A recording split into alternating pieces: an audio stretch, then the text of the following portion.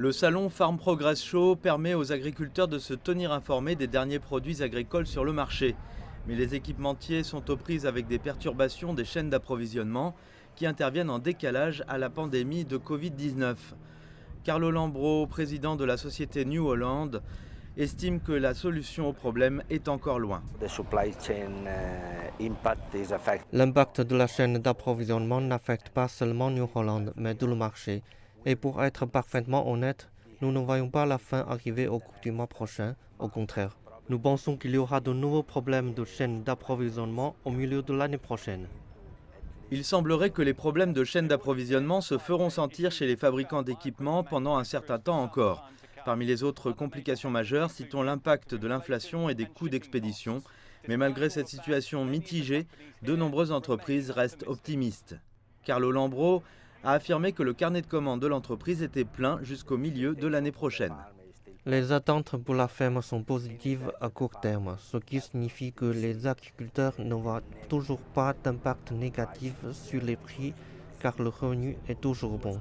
Nous nous attendons à ce qu'il n'y ait pas un effondrement complet, mais probablement un rééquilibrage en douceur. Le fabricant de pneus Michelin a dévoilé un nouveau produit lors du salon qui, selon lui, réduira le compactage dans le champ, ce qui devrait alors améliorer les rendements des cultures.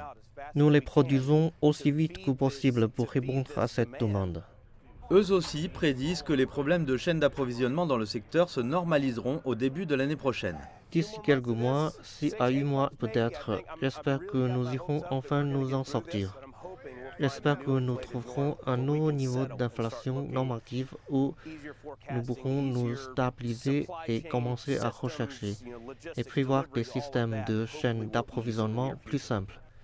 Je pense par exemple à la logistique, la livraison, tout cela qui, espérons-le, seront facilités dans un proche avenir. Kevin McNew, économiste en chef du Farmers Business Network, prévient qu'à mesure que les problèmes de la chaîne d'approvisionnement s'atténueront, l'impact de l'inflation sur l'agriculture deviendra le problème clé.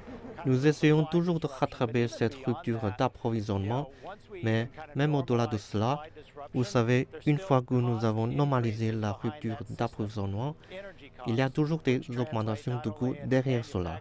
Le système, le coût énergétique, qui se produisent non seulement par l'augmentation de coûts de fabrication, mais aussi celle du transport maritime. Vous savez, ces coûts sont considérablement plus élevés et sont montés en flèche. Avec des prix des matières premières proches de leur plus haut historique, l'humeur de nombreux agriculteurs et des équipementiers reste donc positive.